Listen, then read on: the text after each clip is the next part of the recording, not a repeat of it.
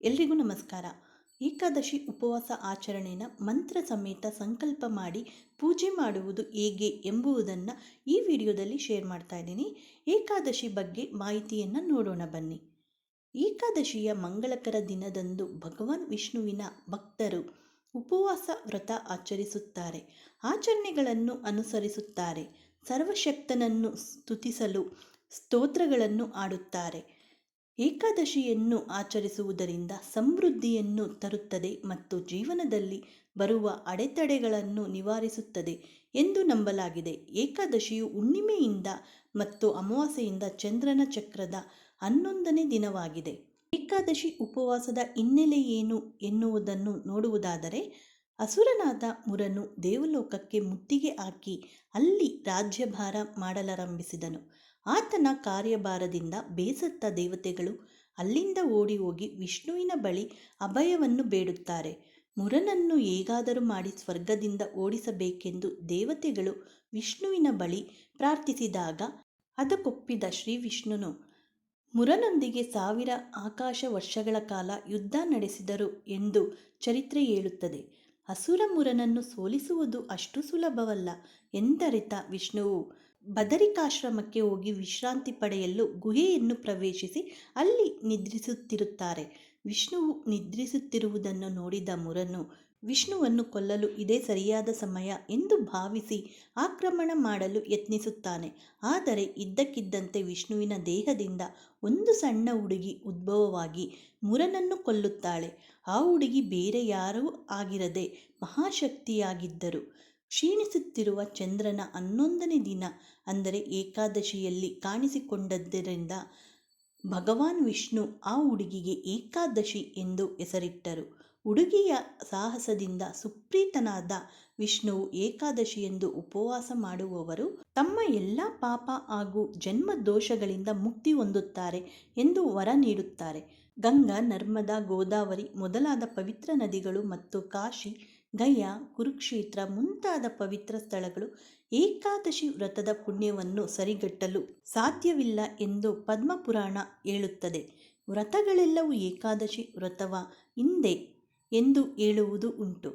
ಯಾವುದೇ ವ್ರತ ಅನುಸರಿಸಿದರೂ ಪರವಾಗಿಲ್ಲ, ಖಂಡಿತವಾಗಿಯೂ ಏಕಾದಶಿಯೆಂದು ಉಪವಾಸವನ್ನು ಮಾಡಬೇಕು.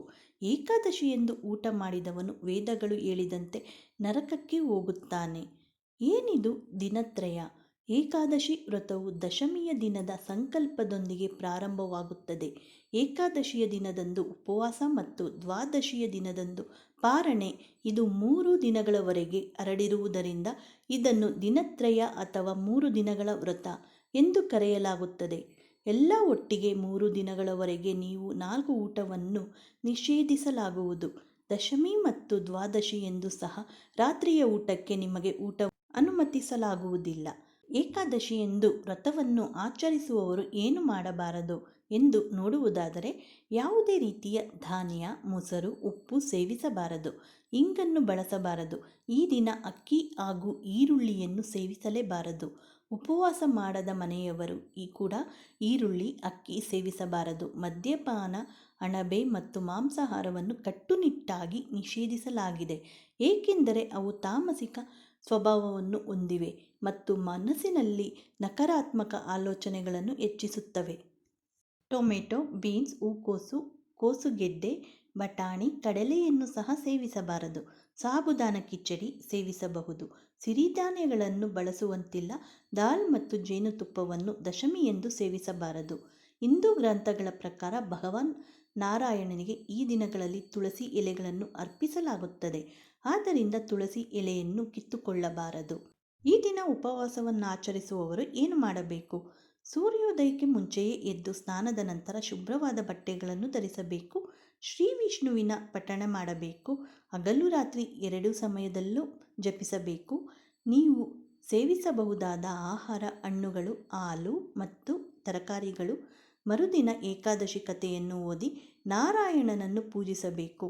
ಪೂಜೆಯನ್ನು ಮಾಡಿ ಮತ್ತು ಭಗವಾನ್ ವಿಷ್ಣುವಿನ ಮಂತ್ರವಾದ ಓಂ ನಮೋ ಭಗವತೆ ವಾಸುದೇವಾಯ ಪಠಿಸಬೇಕು.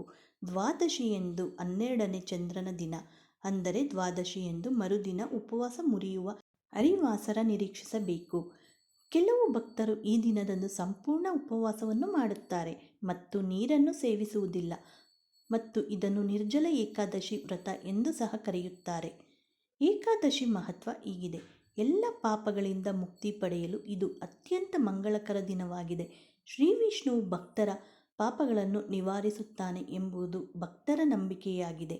ಈ ವ್ರತವನ್ನು ಮಾಡುವುದು ದೇವಸ್ಥಾನಗಳಿಗೆ ಭೇಟಿ ನೀಡುವುದಕ್ಕಿಂತಲೂ ಅಥವಾ ಯಜ್ಞಗಳನ್ನು ಮಾಡುವುದಕ್ಕಿಂತಲೂ ಹೆಚ್ಚು ಮಂಗಳಕರವಾಗಿದೆ ಎಂದು ಹೇಳಲಾಗಿದೆ. ಒಂದು ವ್ರತವು 1,000 ಬ್ರಾಹ್ಮಣರಿಗೆ ಅನ್ನ ನೀಡುವುದಕ್ಕೆ ಸಮಾನ. ಏಕಾದಶಿ ಪೂಜೆ ಹೀಗಿರಲಿ. ವಿಷ್ಣು ಅಥವಾ ಶ್ರೀಕೃಷ್ಣನ ಫೋಟೋ ಇದ್ದರೆ ಫೋಟೋಗೆ ತುಳಸಿ ಹಾರ ಹಾಕಿ, ಫೋಟೋ ಇಲ್ಲದಿದ್ದರೂ ಪರವಾಗಿಲ್ಲ, ಮನಸ್ಸಿನಲ್ಲಿ ಹೀಗೆ ಸಂಕಲ್ಪ ಮಾಡಿ. ಸಂಕಲ್ಪ ಮಂತ್ರಗಳು ಹೀಗಿವೆ. ದಶಮಿ ಸಂಕಲ್ಪ.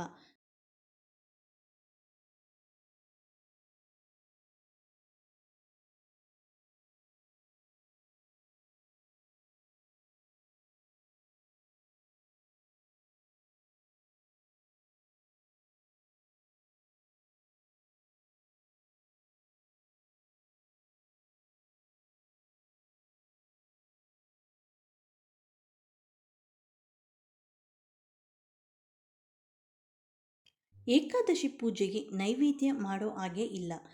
ನಿಮ್ಮ ಖುಷಿಗೆ ಹಣ್ಣು ಕಾಯಿ ಇಡಬಹುದು. ಇನ್ನು ಶ್ರೇಷ್ಠ ಅಂದರೆ ಸ್ವಲ್ಪ ಏಲಕ್ಕಿ, ಪಚ್ಚ ಕರ್ಪೂರ, ತುಳಸಿ ದಳ ಹಾಕಿ ತುಳಸಿ ತೀರ್ಥ ಕೂಡ ಮಾಡಬಹುದು.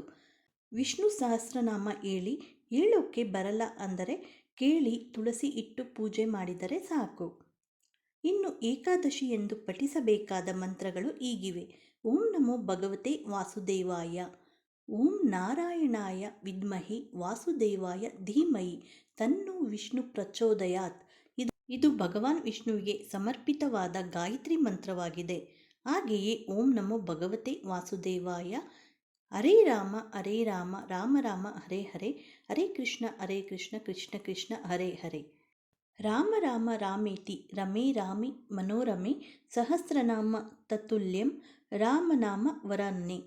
ಈ ಮಾಹಿತಿ ಏನಾದರೂ ನಿಮಗೆ ಉಪಯುಕ್ತವಾದರೆ ಲೈಕ್ ಮಾಡಿ, ಹಾಗೆ ಎಲ್ಲರಿಗೂ ಶೇರ್ ಮಾಡಿ. ಮತ್ತಷ್ಟು ವಿಡಿಯೋಗಳಿಗೆ ನಮ್ಮ ಚಾನಲನ್ನು ಸಬ್ಸ್ಕ್ರೈಬ್ ಮಾಡಿಕೊಳ್ಳಿ. ಮತ್ತೆ ಸಿಗೋಣ ಇನ್ನೊಂದು ವಿಡಿಯೋದೊಂದಿಗೆ.